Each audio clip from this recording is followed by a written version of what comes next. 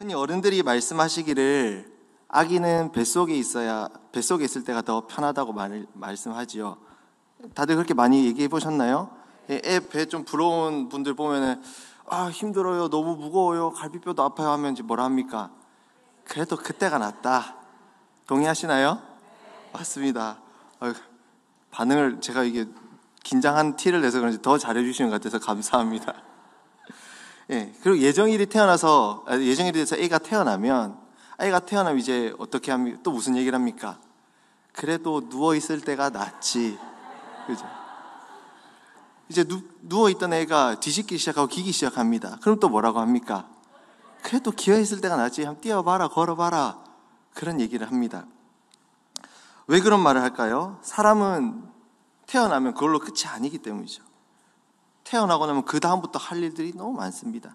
태어나는 것이 시작입니다. 지난 주일에 우리 유치부 선생님들과 잠시 모임을 가질 때 유치부 선생님 중 한 명이 이렇게 얘기하시더라고요. 한숨을 쉬시면서 짐승 새끼들은 태어나자마자 좀 있으면 걷고 하던데 이 사람 새끼들은 언제까지 키워야 되는지. 저희 집에도 태어난 지 얼마 안 된 사람 새끼가 한 명 있는데 언제 걸어 다닐지 모르겠습니다. 이제 보행기를 태우면 잘 걸어 다니는데 언제 걸어 다닐지, 사람 구실할지, 또 먹기는 또 얼마나 많이 먹는지 저희 집 엥겔 지수가 높아지고 있습니다. 무겁습니다. 아무튼 사람은 태어나가지고 그것으로 끝나는 것이 아니라 그때부터 시작입니다. 배고프다 하면 밤이고 낮이고 젖을 물려줘야 하고, 조금 있다가 기기 시작하면 혹시 바닥에 뭐 떨어진 거 있지 않은가 늘 유심히 살펴야 하고, 걷고 뛰기 시작하면 말 더 했죠. 이제 무슨 사고를 칠지 모릅니다. 좀 괜찮아지나 싶으면 뭐가 찾아옵니까? 이 사춘기란 놈이 찾아와가지고 이 인간이 아닌 것이 되어버려요. 이상해져요. 그러다가 이제 요즘에 청년의 때가 되면 어떻습니까? 이제 자기 앞가림을 좀 하겠구나 기대를 하죠. 특히 형제들 같은 경우, 아들 같은 경우 군대 갔다 오면 이제 좀 철이 들거니 이런 기대를 합니다만, 제가 좀 꼰대 같은 발언을 좀 하겠습니다. 요즘 군대는 요즘 군대는 이게 군대인가? 아닙니까? 군대에 전역한 지 얼마 안 되신 우리 청년들이 있으실 텐데, 요즘 동기끼리 생활하고요. 요즘 군대가 휴대폰도 들고 가는 사실 다 아시죠?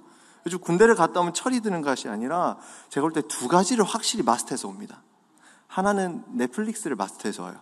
모든 드라마와 예능을 섭렵해서 오고, 그나마 또 이제 좀 활동적인 친구들은 운동, 특히 헬스를 해서 어깨가 그죠?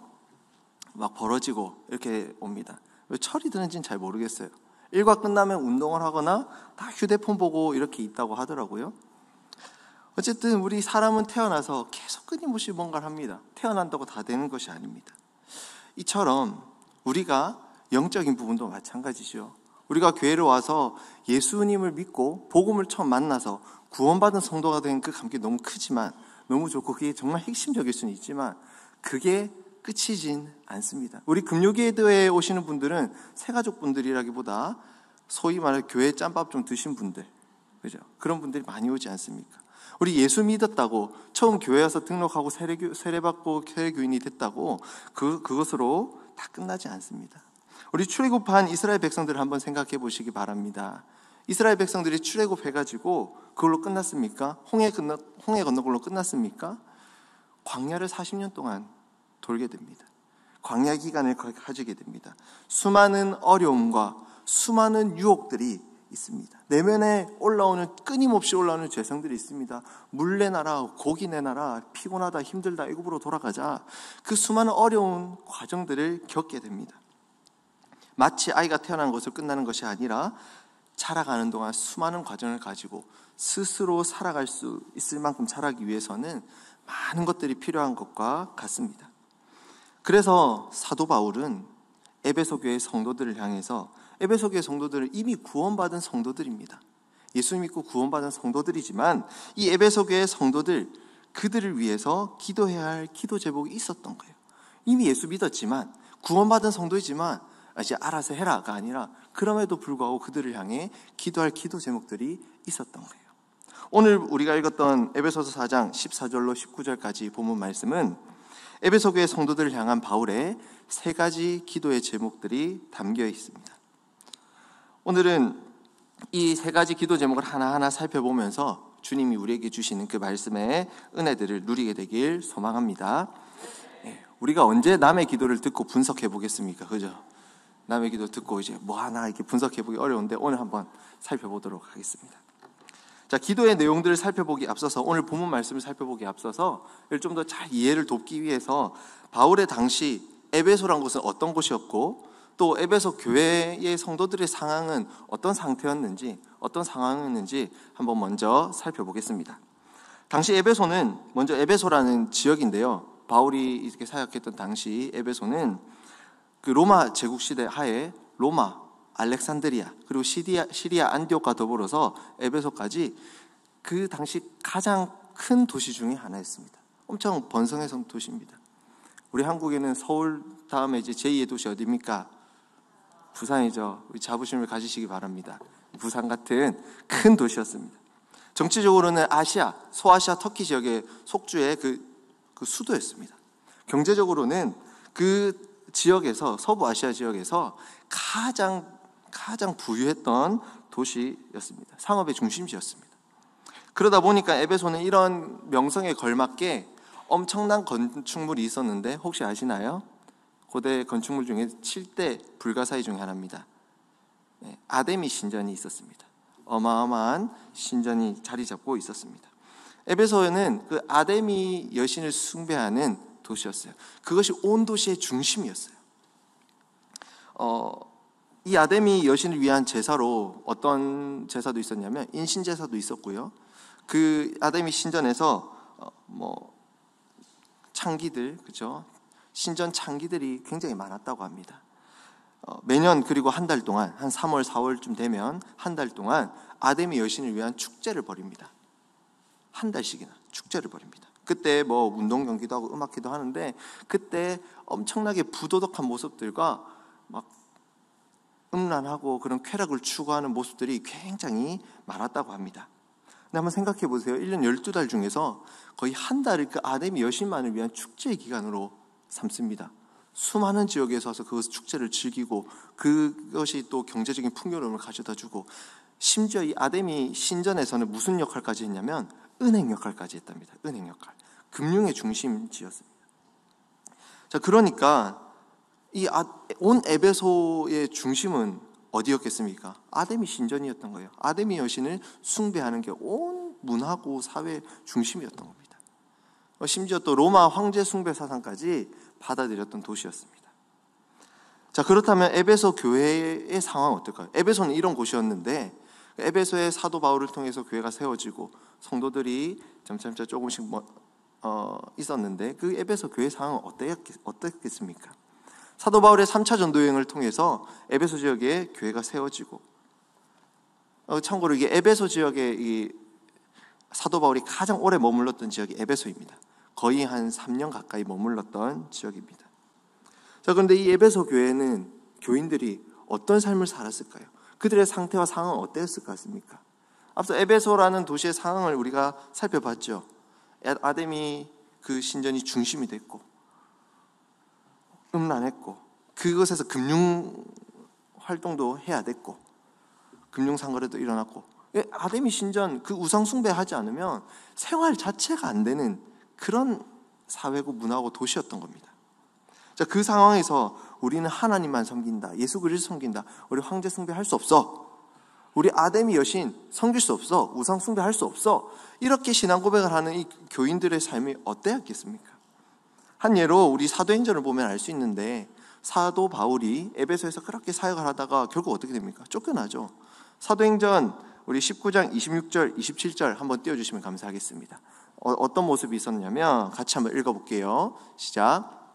이 바울이 에베소뿐 아니라 거의 전 아시아를 통하여 수많은 사람을 권유하여 말하되, 사람의 손으로 만든 것들은 신이 아니라 하니 이는 그대들도 보고 들은 것이라.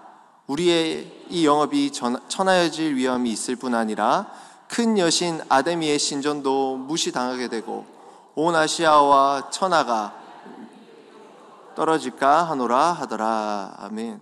사도 바울이 신은 한 분 하나님밖에 없다, 우상숭배할 수 없다니까 이제 자기 생계를 위협받은 그 은장색 데메드리오와 이 사람들이 막 소동을 일으키고 결국 사도 바울 어떻게 됩니까? 쫓겨나죠. 쫓겨나게 됩니다. 에베소 교회를 목회했고 세웠던 영적 지도자 사도 바울도 떠났습니다. 영적 지도자고 떠났지만 지금 교회가 생겼지만 그렇다고 그 도시가 완전 뒤집어지고 엎어지고 하나님께 드리는 그런 도시가 됐습니까? 아닙니다. 여전히 아데미 여신의 그 신전이 삶의 사회의 중심이 된 상황입니다. 그 상황에서 에베소 교회 성도들은 어땠겠습니까? 한 달 내내 그 축제를 참여하지 않으면 사회에서 철저히 소외되고 아데미 신전에 제사하러 가지 않으면 뭐 이제 금융 활동도 안 되는 거예요. 쉽게 말하면 우리 이제 결혼해가지고 신혼집을 마련해야 되는데 은행 대출이 안 됩니다. 은행 대출이 안 되고 어떻게 지금 집을 금수저 아니고서 지금 살 수 있겠습니까? 그죠? 아데미 여신 신전에 가지 않으면 지금 뭐 내 집 마련도 안 되는 그런 상황인 겁니다. 바울은 이미 복음을 듣고 예수님을 믿어서 구원받은 성도가 되었지만 그들의 상황을 잘 알기에, 그들의 이런 처지를 잘 알기에, 상태를 누구보다 잘 알기에 몸은 떠나 있고 감옥에 있지만 그들을 생각하며 기도할 수밖에 없었던 겁니다. 사도 바울이 얼마나 간절히 기도했는지 오늘 본문에 잘 나타나 있습니다. 우리 15절 말씀 한번 볼까요? 우리 15절 같이 한번 읽어보겠습니다. 시작. 이름을 주신 아버지 앞에 무릎을 꿇고 비노니. 어떻게 기도했다 되어 있습니까? 무릎을 꿇고 기도했다고 되어 있습니다. 당시 기도하는 통상적인 자세는 서서 기도하는 거예요. 서서. 바리새인들도 그렇고 신약성경 군데군데 보면 서서 기도했다는 기록들을 찾아볼 수 있습니다. 근데 사도 바울은 무릎을 꿇고 기도했습니다. 이 모습 보니까 누가 생각납니까? 겟세마네 동산에서 십자가에 달리시기 전에 땀방울이 핏방울처럼 그렇게 변할 만큼 간절히 기도했던 예수님의 모습이 보입니다. 예수님의 모습을 생각나게 합니다. 그만큼 사도 바울은 간절히 기도했던 거예요. 감옥에 있지만. 사도 바울이 이렇게 기도했던 그 내용을 오늘 살펴볼 텐데 우리 하나, 둘, 세 가지 기도 제목 하나씩 기도의 내용을 한번 살펴보도록 하겠습니다. 자, 첫 번째 기도의 제목입니다. 16절에 나타나 있는데요. 우리 16절 말씀 같이 한번 읽어볼까요? 시작. 그의 영광의 풍성함을 따라 그의 성령으로 말미암아 너희 속사람을 능력으로 강건하게 하시오며. 아멘. 첫 번째 기도 제목은 뭐 이렇게 말이 좀 번역이 돼서 좀 어렵긴 하지만 속사람을 강건케 해달라는 기도 제목입니다. 여기서 속사람이라고 하면 쉽게 말해서 마음이에요. 마음. 우리의 마음을 의미합니다. 그러므로 바울의 기도, 첫 번째 기도 제목은 어떤 기도 제목이냐? 아버지요, 에베소 교회 성도들의 마음을 강하게 해주세요. 마음을 좀 강하게 해주세요. 이 마음의 맷집을, 이 영적인 맷집을 좀 강하게 좀 만들어주세요 라는 기도 제목입니다. 첫 번째 기도 제목이 뭐라고요? 마음을 강하게 해주십시오. 그 기도 제목입니다. 마음을 강하게 해달라고 기도했다는 사실은 무엇이 전제된 걸까요? 마음이 어렵다는 거예요. 마음이 약해진다는 거예요. 바울이 그런 상황을 알기 때문에 기도한 겁니다. 앞서 얘기했던 것처럼 에베소라는 도시의 상황을 누구보다 잘 알기에 바울이 그렇게 강한 마음을 가질 수 있도록 기도했던 겁니다. 아데미 신전이 모든 도시의 중심이 되었다는 것, 그것만 생각해도 어떻습니까? 우리가 그리스도인으로 살아가 얼마나 힘든지 좀 상상이 되지 않으시나요? 네, 너무 힘들었을 거예요. 오늘날 우리가 신앙생활을 하는 것, 예수님을 믿는 믿음을 가지고 살아가는 것도 사실 저는 별반 다르지 않다고 생각합니다. 당시에 황제 숭배를 거부하고 아데미 신전에서 제사드리는 거부하고 그러면 사회생활하기 힘들고 먹고 살기 힘들고 금융거래도 힘들고 1세기 더 힘들었겠다 이렇게 생각할 수 있지만 저는 개인적으로 생각할 때 오늘날도 크게 별반 다르지 않을 거라 생각합니다. 당시에 어떤 경우에는 잡혀가서 뭐 짐승의 밥이 되기도 하고 당장 육체적인 물리적인 고통이 있을지 모르지만 오늘날 우리의 가치를 무너뜨리려고 하는, 세계관을 무너뜨리려고 하는 그 수많은 공격들과 바른 신앙생활, 우리 가치관을 붙들고 살아가기에 얼마나 어려운 세상이 된지 모릅니다. 열심히 사업을 하고 영업을 해서 이익을 내야 하는 성도님들이 있다면 어떻습니까? 반드시 술자리, 이 술 접대하는 이 일이, 이 유혹이 참 쉽지 않을 겁니다. 술자리를 피하는 것이 얼마나 어려운지 모릅니다. 자영업을 하는 성도님들 계십니까? 주일, 일요일, 빨간 날 되면 훨씬 그 매출이 오르죠. 그죠? 그래서 직원들 월급을 줄 때 오히려 뭐 1.5배를 주거나 2배를 주기도 하잖아요. 근데 그 일요일 빨간 날에 문을 닫고 예배를 와야 된다. 그 유혹과 갈등이 얼마나 큰지 모르겠습니다. 제가 좀 달라진 점이 하나 있지 않습니까? 네, 감사합니다. 머리를 했습니다. 잘 어울리나요? 모 강도사님은 늙어 보인다고 핀잔을 주던데 저 말고 강도사 한 명밖에 더 없잖아요. 그죠? 누군지 아시겠죠? 약간 오지랖일 수 있는데 제가 이 하는 헤어샵은 주일날, 일요일날 쉬는 헤어샵 보신 적 있나요? 진짜요? 어디죠? 궁금해요. 혹시 저랑 같은 헤어샵 다니시나요? 네, 많이 없죠? 네, 많이 없어요. 왜? 주일날 손님이 더 많으니까. 근데 제가 다니는 그 헤어샵도 주일날 모교회 집사님인데 문을 탁 닫고 일을 쉽니다. 토요일에는 예약을 잡을 수가 없어요. 그래서 머리 잘 됐지 않습니까? 네, 궁금하시면 개인적으로 연락 주시면 알려드리겠습니다. 네. 참 이런 결단이 참 쉽지 않습니다. 그래서 매출이 얼마인지 모르지만 그 결단하는 것 하나만 봐도 참 그 믿음의 결단이 참 너무나 소중한 것 같습니다. 청년들도 자기 생활비 좀 벌어보려고 열심히 살아보려고 알바를 구하려면 이 신앙을 지키면서 알바를 구하고 생활하기가 쉽지 않습니다. 알바를 구하면 다 주말 알바를 구하니까 주일엔 또 우리 토요일 훈련 받고 또 우리 수요일도 뭐 훈련 있으면 훈련해야 되고 그죠? 금요 기도에 가야 되고 또 주말엔 주말 알바 해야 되고 주일엔 주일 성수해야 되는데 알바해라 하고 이 알바 구하기 쉽잖아요. 저도 그래서 대학생 때 참 진짜 알바 구하기 힘들어가지고 겨우 그나마 제대로 했던 알바가 새벽에 5시부터인가 하는 이제 새벽 택배 상하차 알바, 그 알바는 좀 제대로 해봤던 기억이 납니다. 참 이렇게 믿음을 지키면서 바른 가치관으로 살아가기가 참 힘든 세상입니다. 요즘 청년들 연애 특강 제가 하고 있는데 연애를 하는 모습들을 보면 요즘 믿지 않는 그 청년들의 연애는 얼마나 문란한지 몰라요. 문란한지도 모르고 그냥 하룻밤 만나서 하룻밤 자는 거 그게 너무나 당연한 거예요. 오히려 연애하기 시작 전에 하룻밤 자놓고 잘 맞는지 이런 걸 먼저 한번 보고 사귀는 막 이상한 세대가 되었습니다. 그런 가운데서 그 젊음의 때 왕성할 그때 그것을 참아내고 견디기가 얼마나 어려운지 모릅니다. 우리의 마음을 지키고 살아가기 얼마나 어렵습니까? 성도님들 주 5일째 바뀌고 이 금요일 밤 불금이라는 별명이 불려지는데 왜 오셨습니까? 이 자리에 이 불금의 때에 남들은 다 요즘 대세 또 캠핑이지 않습니까? 날씨는 또 유독 좋습니까? 그죠?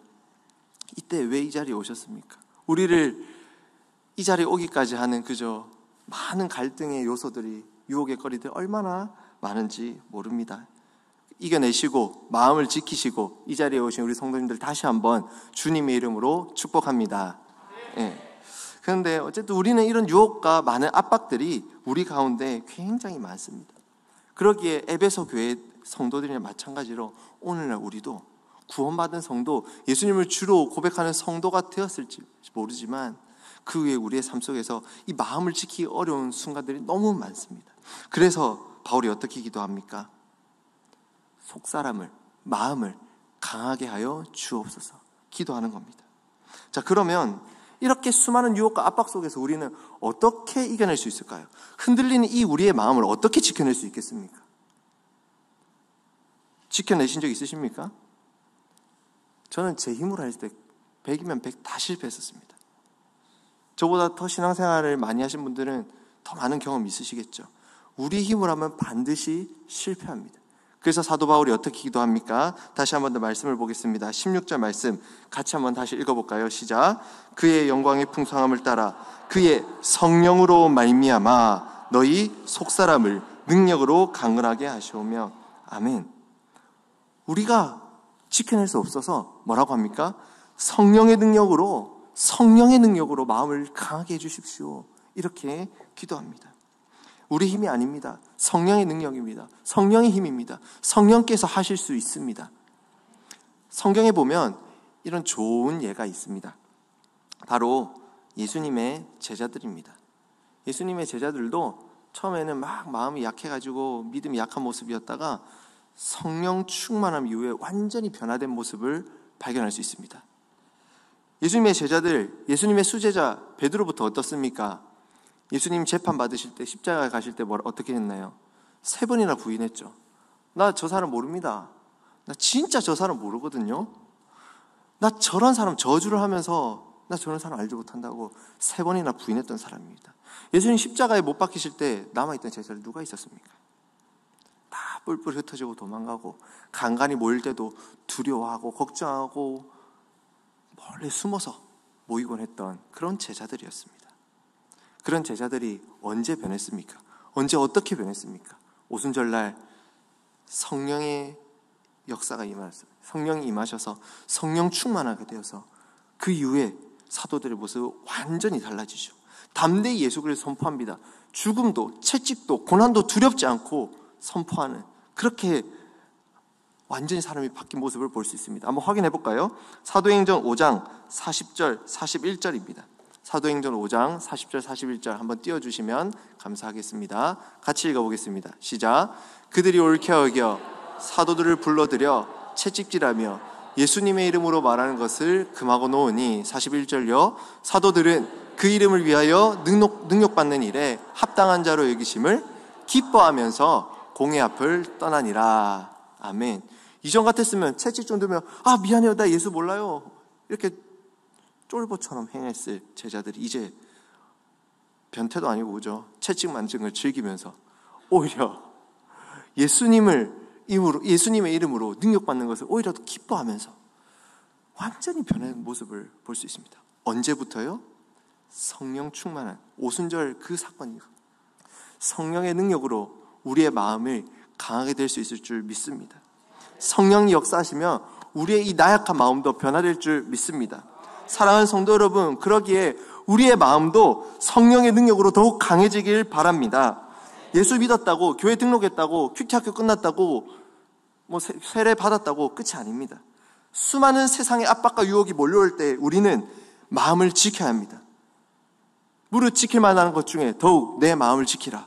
잠언에서 말씀하듯이 우리의 마음을 지켜야 합니다. 더욱 강해지셔야 됩니다. 맷집이 더 강해져야 합니다. 강한 영적인 맷집을 가지시길 소망합니다. 성령의 능력으로 더욱 강해지길 소망합니다. 그래서 어느 날 갑자기 이 좋은 날 회사 사장님이 김 과장, 이대리 나랑 한번 주말에 시간 좀 보내자. 분명히 확신해요. 이날 가면 회사 생활이 풀릴 것 같아요. 승진이 보장될 수 있을 것 같아요. 그럼에도 불구하고 내가 교회 가는 것 때문에 못 간다고 거절하면 이 회사 생활 꼬일 게 뻔함에도 불구하고, 그래서 마음이 흔들릴 것 같지만 성령의 능력으로 마음이 강해지시기 바랍니다.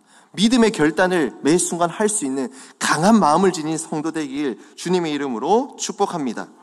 그때 성령께서 그렇게 발버둥칠 우리를 내버려 두시지 않으시고 반드시 그 놀라운 능력으로 우리의 마음을 붙들어 주실 줄 믿습니다. 그 바울은 이제 이어서 이렇게 기도합니다. 우리 두 번째 기도 제목을 한번 살펴볼 텐데 18절 말씀입니다. 우리 18절 말씀 같이 한번 읽어보겠습니다. 시작. 능히 모든 성도와 함께 지식에 넘치는 그리스도의 사랑을 알고. 아멘. 두 번째 기도 제목은 아버지 하나님, 에베소 교회 성도들이 모든 성도와 함께 지식에 넘치는 무엇을요? 그리스도의 사랑을 알게 해주세요. 그리스도의 사랑을 알게 해주세요. 아무리 맷집이 강하더라도, 아무리 의지가 강하더라도 이 데미지가 축적되면 쓰러지기 마련입니다. 우리가 아무리 제대로 배워서 머리로 알고 강한 의지로 버티더라도 우리가 신앙생활 할 때 이 세상의 유혹 앞에 견디기가 쉽지 않습니다. 그런데 우리가 한계를 뛰어넘을 수 있는 방법이 있어요. 군대에서는 어떤 방법을 쓰냐면, 우리 군대 갔다 오신 분들은 이제 많이 공감들 아실 텐데, 군대에서 행군을 하거나 훈련하면 한계에 도달할 때가 있습니다. 근데 어때요? 군대는 해야죠. 그 한계를 어떻게 뛰어넘습니까? 요즘 좀 유행하는 말이긴 한데, 이제 해병대에서 자주 쓰는 얘기입니다. 네가 선택한 해병대다. 악으로 깡으로 버텨라. 이렇게. 악으로 깡으로. 악발이 그 감정을 넣어가지고 어떻습니까? 한계에 그 다다른 그것을 뛰어넘게 만듭니다. 사랑하는 성도 여러분, 여러분들이 선택해서 나온 예배입니다. 악으로 깡으로 은혜 받을 때까지 버티시고 기도하고 예배하기 소망합니다. 어제 군대에서는 악으로 깡으로 버텨가지고 막 악을 쓰면서 그 한계를 뛰어넘게 합니다. 또 하나의 방법이 있습니다. 옆에 누가 있습니까? 전우가 있어요. 혼자는 못할 걸 같이 하니까 한 걸음 더 갈 수 있고 두 걸음 더 갈 수 있게 만드는 겁니다.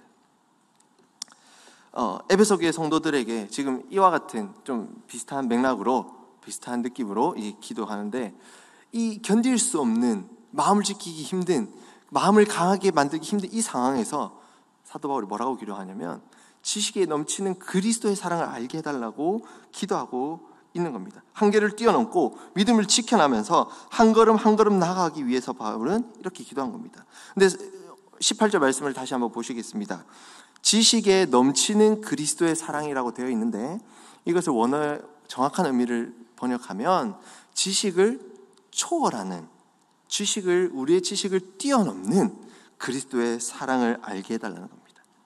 그냥 우리 지식에 우리 많이 알아서 충만하게 빵빵하게 아는 게 아니라, 다 아는 게 아니라 이해할 수 없는 그리스도의 사랑, 우리의 지식을 초월해버리는 그리스도의 사랑을 알게 해달라는 겁니다. 우리 주님의 사랑과 가장 비슷한 사랑이, 그나마 가장 비슷한 사랑이 무엇입니까? 우리 부모님들의 사랑이죠. 이 땅의 부모님들의 사랑이 가장 비슷합니다. 그가 어떠함과 상관없이 존재 자체로 사랑하고 퍼주고 돌봐주고 밥 먹여주고 옷 입혀주고 다 하지 않습니까? 그나마 비슷한 게 부모님의 사랑입니다. 부모의 사랑이 어디 이해가 됩니까? 부모의 사랑, 내가 이래서 이렇구나, 저래서 저렇구나, 딱 계산적으로 논리적으로 할 수 없는 게 부모의 사랑이죠. 그나마 부모의 사랑이 비슷합니다. 이 부모의 사랑과도 비교될 수 없는 사랑이 무엇입니까? 우리 하나님의 사랑입니다. 비교할 수 없는, 어떤 것과도 비교할 수 없는 사랑. 우리의 아무리 모든 것을 안다 하더라도 우리의 모든 지식과 이해를 초월하는 그 사랑이 바로 우리 하나님의 사랑입니다. 이 지식을 초월한 사랑의 예들이 종종 우리 귀에 들려지곤 합니다. 제가 어떤 목사님의 설교를 듣다가 들었던 한 예화인데요. 예화는 실화라고 합니다. 제가 그걸 한번 가져와 보겠습니다. 참 이 스토리를 보면 지식을 초월하는 놀라운 사랑의 이야기가 나타나는데 한번 들어보시기 바랍니다. 어떤 유능한 여자 의사가 있었습니다. 너무나 유능하니까 어떻겠습니까? 바쁘겠죠. 바깥 일이 굉장히 잦았습니다. 그러다 보니까 남편이 외롭고 소외감을 느꼈는지 결국에는 해서는 안 될 일을 했다고 합니다. 바람을 피고 만 것입니다. 자, 그런데 문제는 바람을 피고 안 들킬 수가 없는 상황이 처한 거예요. 어땠냐면 에이즈가 걸려버렸어요. 시간이 지나니까 어떻습니까? 몸에 증상이 나타나고 이제 몸이 아파오기 시작한 거예요. 이제 그 사실이 탄로난 겁니다. 결국에는 이 여의사가, 아내가 남편이 외도했다, 바람을 피웠다는 그 사실을 알게 된 거예요. 자, 우리 성도님들 같으면, 우리 여기 결혼하신 우리 아주머니 성도님들, 아줌마 성도님들 처음 들어보시나요? 우리 아줌마 성도님들께 여쭤보겠습니다. 남편이 바람을 펴서 에이즈가 걸려왔다, 어떡하겠습니까? 난리 날죠. 지금 하고 싶은 말은 많은데 지금 차마, 그쵸? 말을 못 하시는 거죠. 그죠? 차마 입에 담기 만든 그런 반응이 난리가 납니다. 근데 놀라운 반응을 보입니다. 오히려 이 여사는 어떻게 했냐면, 오히려 남편 앞에 가서 무릎을 꿇고 용서를 구합니다. 여보, 내가 잘못했어요. 다 내 잘못이에요. 난 진짜 당신을 사랑하는데 내가 바쁘다는 이유로 당신에게 소홀하고 더 많이 사랑하지 못해서 지금 이런 끔찍한 일이 일어나게 되었네요. 무릎을 꿇고 남편에게 용서를 구합니다. 놀랍죠? 여기서 이제 논란이 끝이 아닙니다. 그 다음에 어떻게 하냐면 더 나아가서 이렇게 얘기합니다. 여보, 난 당신을 사랑해요. 당신 없이는 살지 못합니다. 그래서 이렇게 된 거, 나 당신과 같이 죽을랍니다. 에이즈가 걸린 환자예요, 남편이. 근데 그때 이후로 그전에는 어떻게 됐는지 모르겠지만 그때 이후로 이 남편과 부부 관계를 시작합니다. 에이즈 환자인데. 놀랍지 않습니까? 더 놀란 거는 당연히 에이즈 환자랑 그 관계를 하면 에이즈가 감염돼서 다 죽게 될 텐데 오히려 이게 어떻게 설명될지 모르겠지만 에이즈가 나아버렸답니다. 그 설교하시는 목사님도 자기도 못 믿겠대요. 저도 참 이게 이해할 수 없지만 실화랍니다. 이런 모습이 바로 어떤 모습이겠습니까? 지식을 초월하는 사랑의 모습들이지 않겠습니까? 이런 사랑의 감동적인 놀라운 믿지 못할 이 사랑의 스토리보다 더 초월하고 형언할 수 없는 사랑이 누구의 사랑입니까? 우리 주 예수 그리스도의 사랑, 하나님의 아버지의 사랑입니다. 이 믿음을 지키며 하나님의 자녀답게 살아가는 게 참 쉽지 않죠. 발버둥 치고 살아가고 계십니까? 싸워가고 있으십니까? 제가 소그룹을 하면서 나눔을 하는데 한 자매가 이러더라고요. 머리로는 아는데 잘 안 사라진다면서. 그게 괴로웠나 봐요. 눈물을 흘리더라고요. 그 모습을 보면서 한편으로는 참 안타까우면서 한편으로는 살아있네 라는 마음이 들었습니다. 담임 목사님도 여러 번 말씀하시죠. 그렇게 갈등하고 싸우는 게 살아있는 거라고요. 근데 아무튼 이런 고민 속에 우리의 한계가 찾아옵니다. 그죠? 때로는 무너질 때가 있습니다. 근데 그때 우리가 무너지려고 할 때, 마음이 낙심되려고 할 때, 마음을 지키기 어려운 그때에 우리의 그 한계를 초월하고 뛰어넘고 다시 마음을 잡고 붙들고 나아갈 수 있는 그것이 무엇입니까? 그리스도의 사랑, 하나님의 그 사랑, 우리의 생각과 의를 완전히 초월하는 그 예수 그리스도의 십자가 사랑을 우리가 붙들 때 우리는 살아갈 수 있는 줄 믿습니다. 우리는 마음을 지킬 수 있게 될 줄 믿습니다. 19절 앞부분에 보시면 이렇게 표현되어 있습니다. 그 너비와 길이와 높이와 깊이가 어떠함을 깨달아 이렇게 말씀하는데 어떠한 목사님이 이렇게 표현합니다. 이 부분을 두고 모든 인류를 포함할 정도로 넓고 영원토록 계속될 만큼 길고 가장 타락한 죄인에게 도달할 수 있을 정도로 충분히 깊고 그를 하늘로 올릴 만큼 충분히 높은 그런 그리스도의 사랑이라고 표현을 합니다. 저는 완전히 아멘입니다. 동의합니다. 그 이해를 초월한, 우리의 세상 지식을 뛰어넘는 십자가에 달리신 그 예수 그리스도의 사랑을 깨닫고 그 사랑을 깨닫고 경험되어지는 우리의 신앙생활이 되길 소망합니다. 오래 갈 것 없이 오늘 이 예배의 시간 우리가 말씀 가운데 찬양하며 기도할 때에 우리의 이 이해를 뛰어넘는 그리스도의 사랑이 경험되어지길 바랍니다. 청년들과 소그룹을 몇 개 하는데 그때 청년들이 그런 이 감격에 젖어본 적이 없다는 청년들이 몇 명 있는 거예요. 얼마나 안타까운지 몰라요. 물론 우리 감정의 동요가 다는 아니지만 정말 이 주체할 수 없는 주님의 그 사랑을 경험하지 않고서 어찌 믿음을 지켜나가겠습니까? 상식적으로 세상의 기준으로 보면 우리 이 시간에 이러고 앉아있는 게 얼마나 이상한 모습이에요. 그죠? 아니에요? 공감의 웃음이죠? 그렇죠? 세상의 기준으로 보면 이렇게 이만큼 이상한 게 없어요. 하지만 우리는 주님을 너무 사랑하니까, 그렇죠? 오늘 이 밤에 그 우리의 이해를 뛰어넘는 내 상황은 주님의 사랑을 이해할 수가 없고 지금 내 상황은 이 자리에 어찌 나와왔지만 내가 그냥 나와왔지 셀장이 오라 해서 왔지 막 교육자랑 간사들이 와라 해서 왔지 내가 뭘 이렇게 감동을 받고 은혜를 받고 사랑을 누릴 수 없는 상태이지만 그럼에도 불구하고 그 모든 것을 뛰어넘고 부숴버리고 우리 심령 가운데 감격으로 넘치는 그리스도의 그 놀라운 사랑이 오늘 이 밤에 경험되어지길 간절히 소망합니다. 아멘. 이제 마지막으로 사도 바울이 세 번째 기도를 합니다. 어떤 기도를 하냐면 19절입니다. 19절에 보시면 이렇게 기도합니다. 하나님의 모든 충만하신 것으로 너희에게 충만하게 하시기를 구하노라. 충만이 반복되니까 좀 헷갈리죠. 이거를 좀 더 이해하기 좋게 더 바른 의미로 번역을 하면 이렇습니다.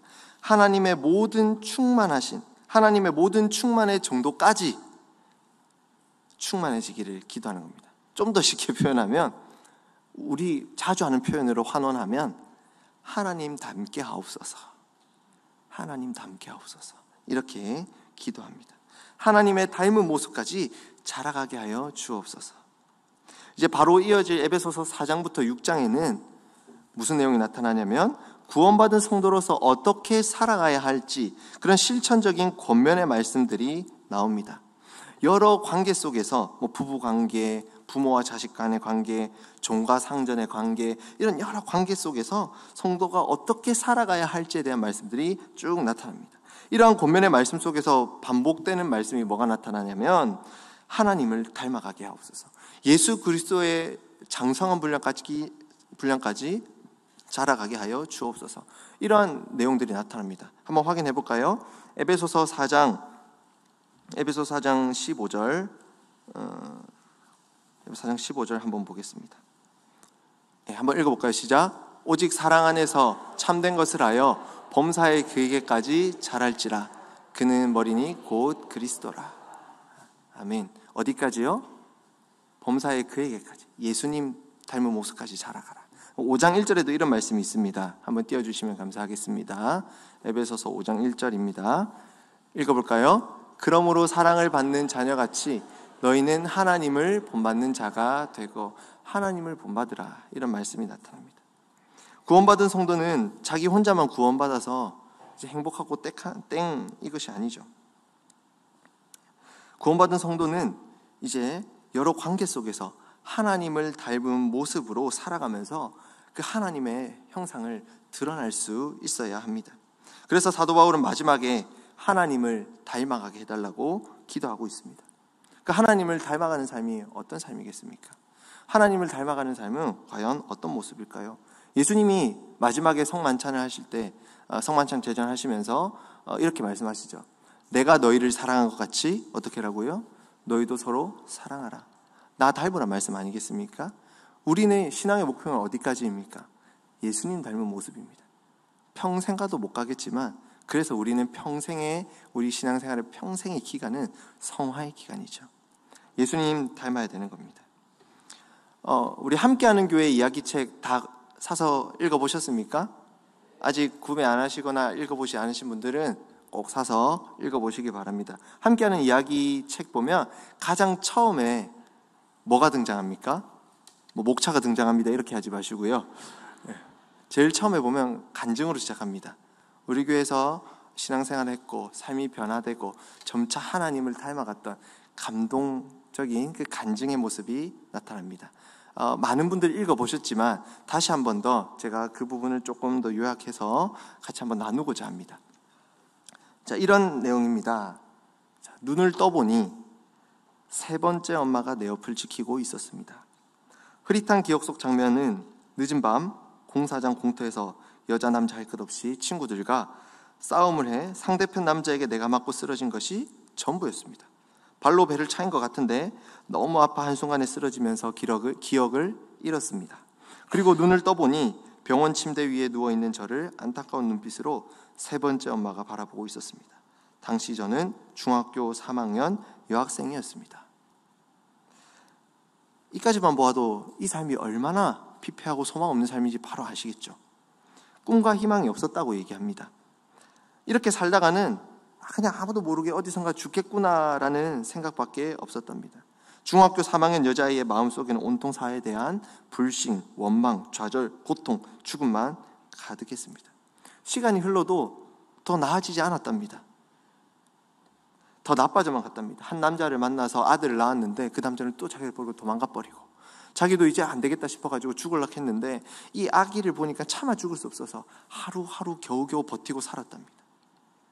그러다가 어찌어찌 먼 친척이 자기 소식을 듣고 좀 도와주러 왔는데 그 친척이 교회 한번 가봐라고.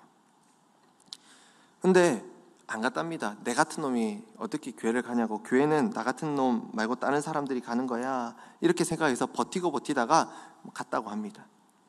그 간 곳이 함께하는 교회. 딱 가자마자 이름은 좀 나쁘지 않네, 이런 내용의 이런 얘기 듣던데, 그 함께하는 교회에 와가지고 한 석 달쯤 있다 보니까 뭘 했겠습니까? 큐티 학교를 해서 큐티 학교를 했답니다. 그때 난생 처음으로 이렇게 집중해서 얘기를 들어보기도 하고, 그곳에서 이렇게 얘기를 들어봤는데 태어나서 듣도 보도 못한 얘기를 들었답니다. 기독교라는 것이 뜬금없이 하루아침에 생겨난 것이 아니라 오래전부터 역사적으로 증명된 종교라는 것, 예수라는 하나님의 아들이 나를 위해서 십자가에 달려 돌아가셨다는 것, 죽은 예수님이 3일 만에 부활하셨다는 것, 그리고 내 안에 성령님이 있다는 것, 하나님이 나를 이 자리에 부른 것이 결코 우연이 아니라 계약된 것이라는 등등의 이야기를 들었답니다. 그 다음에 이런 고백을 합니다. 중요한 부분인데요. 믿을 수 없는 이야기들을 믿을 수밖에 없게끔 들었습니다 라고 간증문에 적혀 있습니다. 믿을 수 없는 그 일들, 지식을 초월하는 그 그리스도의 사랑의 이야기들이 어떻게 하는지 믿어진다는 거예요. 할렐루야 아니겠습니까? 놀라운 은혜입니다. 이렇게 그리스도 안에서 변화되어 주님 닮은 모습으로 계속 변화되어 가는 모습이 성도들의 모습입니다. 우리가 변화되어 가는 모습을 통해서 또 다른 자에게 무엇이 이어집니까? 생명이 이어집니다. 우리의 논리로, 우리의 말발로, 어떤 우리의 섬김으로 라기보다도 근본적으로 우리의 변화되어진 모습을 통해서 다음 세대가 이어지는 겁니다. 그래서 김남종 목사님의 마음지킴이라는 책에는 이런 문구가 있습니다. 참 제 마음에 박혔던 문구인데요. 신자로서 최고의 섬김은 뭘까요? 밥 사주는 거? 아웃백 정도 데리고 와주면 감동이 되긴 하지만, 그죠? 최고의 섬김은 아닙니다. 신자로서의 최고의 섬김은 한번 따라해 볼까요? 성화입니다. 이 문장 같이 한번 따라해 봅시다. 신자로서 최고의 섬김은 성화입니다. 성화, 무슨 말씀입니까? 계속 우리가 변하는 겁니다. 어떻게 해요? 우리 하나님 닮은 모습으로 계속해서 변화되는 겁니다. 옆에 둘러보세요. 우리 교회도 어떻습니까? 달라진 부모님 때문에, 달라진 자녀 때문에, 친구 때문에 제가 왜 이렇게 달라졌지? 답이 없는 아이인데, 소망 없던 아이인데, 제가 뭘 하고 싶어 무기력하던 아이인데 어떻게 이렇게 변화됐지? 저도 함께하는 교회에 온 이유가 무엇인 줄 압니까? 제가 처음 사귀었던 교회 청년들을 보면 답이 없게 느껴졌어요. 그런데 어느 순간 이 청년들이 변하기 시작한 거예요. 제 처역 사역지가 함께하는 교회는 아닙니다만 다른 교회인데, 함께하는 교회에서 훈련받아서 그곳에서 청년들을 가르쳤던 목사님을 보니까 그대로 하셨다는데, 청년들이 쟤들이 대학원을 가? 쟤들이 취업을 해? 쟤들 뭐 하고 싶어 하네? 어떻게 했지? 궁금증이, 저도 전도되어져 왔습니다. 변화된 모습을 통해서 다음 세대들이 생명력이 이어가는 거예요. 에베소 지역에 답이 없는 그 완전히 아데미 신전이 중심으로 차지했지만, 금정구의 범호사가 뿌리 박은 것보다 더 강하게 아데미 신전이 뿌리 박고 있지만, 성도의 성화되는, 변화되는 모습을 통해서, 하나님 닮아져가는 그 모습을 통해서, 예수 그리스도를 닮아져가는 그 모습을 통해서 어떻게 됩니까? 다음 세대는 그 생명력을 이어져 간다는 사실입니다. 무엇보다 우리가 하나님을 나타내고 세상을 섬기는 것은 뭐라고요? 성도인 우리들의 변화인 것입니다. 하나님의 충만하심까지, 하나님의 닮은 모습으로 자라가는 것까지, 그 성화의 삶을 사는 것이 세상을 향한 우리 최고의 섬김이요 전도의 방법인 줄 믿습니다. 우리 11월 마지막 주 DP, 예수의 제자로서 열정을 가지고 우리 전도축제 이제 해나가야 되지 않겠습니까? 주차별로 섬김 매뉴얼들이 나아갈 겁니다. 착실히 잘 하시길 바랍니다. 하지만 무엇보다 우리의 진짜, 우리 앞서 말했던 우리의 지식을 초월하는 그리스도의 사랑을 자랑하면서 변화된 우리의 삶의 간증이야말로 무엇이겠습니까? 그 예수의 생명을 전하는 가장 강력한 도구요 모습인 줄 믿습니다. 사랑하는 우리 성도 여러분들의 변화된 삶의 간증들의 모습을 통하여서 전할 많은 영혼들이 와서 주님의 그 놀라운 사랑을 우리가 경험했던 것처럼 함께 경험하고 구원의 기쁨을 누려줄 수 있는 그런 축제의 시간이 되었으면 좋겠습니다. 제가 이렇게 많은 성도님들 앞에서 하다 보니까 중요한 얘기를 하나 빠져먹은 게 있습니다. 한 장이 넘어갔더라고요. 근데 이 얘기를 자연스럽게 안 하고 넘어가려고 해도 안 할 수가 없어요. 너무 중요한. 자, 우리 두 번째 기도 제목에서 제가 하나 빠져먹은 얘기가 있습니다. 다시 돌아가서 다시 리마인드 해보겠습니다. 사도 바울이 첫 번째 기도 제목 뭐였습니까? 에베소 교회 성도들의 마음을 강하게 해주십시오. 두 번째 기도 제목은 지식을 초월하는 그리스도의 사랑을 알게 해주시옵소서 이렇게 기도했습니다. 그런데 그 사랑을 알게 해달라고 했는데 다시 한 번 더 말씀을 보겠습니다. 자연스럽게 흘러가는 것 같지 않습니까? 이제 18절을 보겠습니다. 18절 다시 한번 읽어보겠습니다. 시작. 능히 모든 성도와 함께 지식에 넘치는 그리스도의 사랑을 어떻게요? 혼자가 아니라 어떻게요? 모든 성도가 함께라고 말씀하고 있습니다. 연애 특강을 할 때 참 좋은 아이디어들을 많이 얻게 되는데요. 저 청년들 연애 특강을 한다고 해가지고 남자 꼬시는 법, 여자 꼬시는 법, 위기의 순간 대처법, 이런 것들만을 가르치는 것이 아닙니다. 굉장히 신앙의 중요한 가치관들을 가르치는데요. 크리스찬의 바른 연애관을 가르치는데 여기서 보면 이 저자가 굉장히 우리에게 인사이트를 주는 하나의 어떤 도식을 설명해 줍니다. 한번 사진을 띄워주시면 감사하겠습니다. 스탠버그의 사랑의 삼각형을 조금 변형해가지고 사랑의 삼각도라는 공식을 만들어냈습니다. 자, 어떤 내용이냐면 사진에서 보시는 바와 같이 제일 위에 하나님이 있습니다. 하나님이 있는데 이 남자와 여자가 연애를 하고 서로 사랑을 해서 서로만 바라보는 것이 아니라 이 우리 연애 강의의 핵심인데요. 서로를 바라보는 게 아니라 같은 방향을 바라봐야 된다는 게 핵심입니다. 같은 방향은 뭐겠습니까? 하나님이죠. 남자와 여자가 하나님을 바라보면서 하나님께 가까워지면 가까워질수록 남자와 여자의 거리가 어떻게 됩니까? 가까워지죠. 근데 하나님을 바라보지 않고 서로만 바라보거나 다른 데로 바라보서 하나님과 멀어진다면 결국에 이 남자와 여자의 거리가 어떻게 됐나요? 점점 멀어지는 거예요. 큰 인사이트를 줍니다. 남자와 여자가 하나님을 바라볼 때 더 서로도 진짜로 사랑할 수 있다. 사랑하는 성도 여러분, 부부간에 또 연인 관계 있으시다면 서로 바라보고 빠지지 말고 하나님을 바라보며 달려가시길 바랍니다. 그때 진짜 우리의 서로의 사랑의 관계도 풍성해질 줄 믿습니다. 자, 어쨌든 여기서 함께가 중요한 건데요. 함께 하나님을 바라보고 나아갈 때 우리는 그 주님의 사랑, 진짜 사랑의 본질도 더 풍성하게 온전하게 알아갈 수 있다는 사실입니다. 제 얘기를 한번 해보고 싶습니다. 저에게 사랑하는 아들이 둘이 있는데 첫째가 태어났을 때 이야기입니다. 첫째가 태어나고 제가 깊이 깨달았던 건데요. 아기가 태어나기 전에는 제가 전혀 알 수 없었던, 인지도 안 되었던 부분이 하나 있었습니다. 저는 몰랐는데 제가 하나님에 대해서 이런 마음을 좀 가지고 있더라고요. 하나님이 예수님을 보내준 게 참 고맙긴 한데, 진짜 감사하긴 한데, 고맙지 않습니까? 고마운데 하나님은 전능하시잖아. 다 하실 수 있잖아. 죽으면 뭐 어때? 살릴 수 있는데. 저도 몰랐어요. 근데 그런 마음을 가지고 있더라고요, 제가. 그런데 저에게 아들이 생기고 나서는 완전히 그 생각이 바뀌었습니다.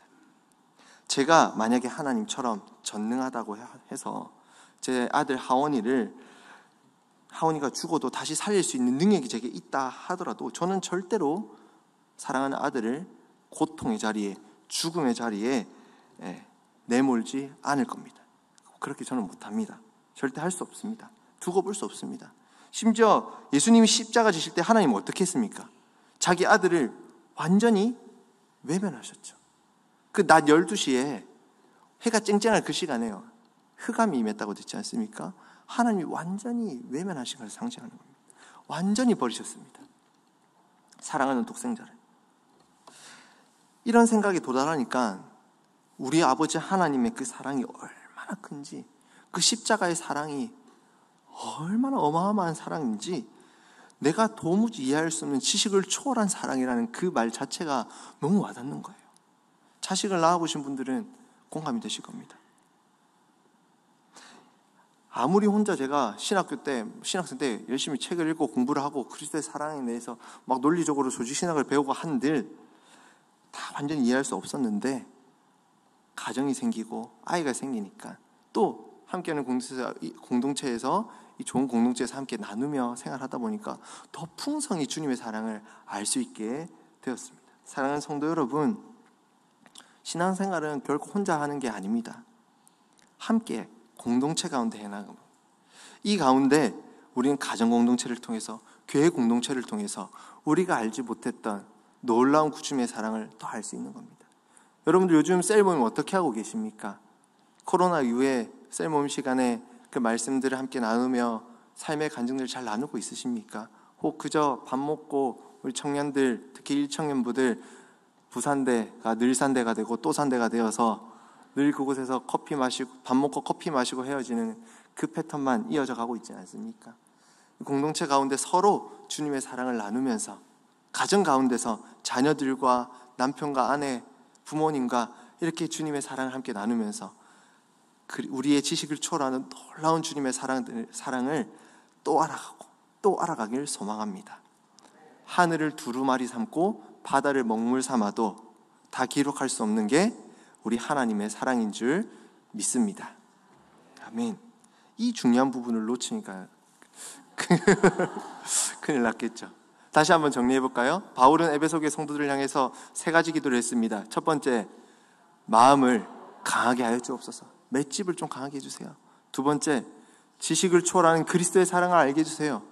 혼자 말고 어떻게 해요? 모든 성도가 함께. 그리고 마지막으로 하나님 닮아가게 해 주시옵소서. 이렇게 기도했습니다. 사랑하는 성도 여러분, 성령의 능력으로 강한 마음이 되길 간절히 소망합니다. 그리스도의 사랑을 우리 모든 성도들이 함께 알아가길 소망합니다. 그리고 하나님 닮은 모습으로, 하나님 닮은 모습까지, 예수님 닮은 모습까지 날마다 자라가고 성숙해가는 우리 모두가 되길 소망합니다. 그래서 이 어려운 세상을 살아갈 때 수많은 압박과 유혹 속에서도 든든히 마음을 지키길 소망합니다. 그렇게 강한 마음을 가지길 소망합니다. 우리 함께 간증하고 은혜를 나누면서, 우리 교제하면서 우리의 생각보다 우리의 지식을 초월하는 그 주님의 사랑을 날마다 알아가는 그 감격과 기쁨을 누리길 소망합니다.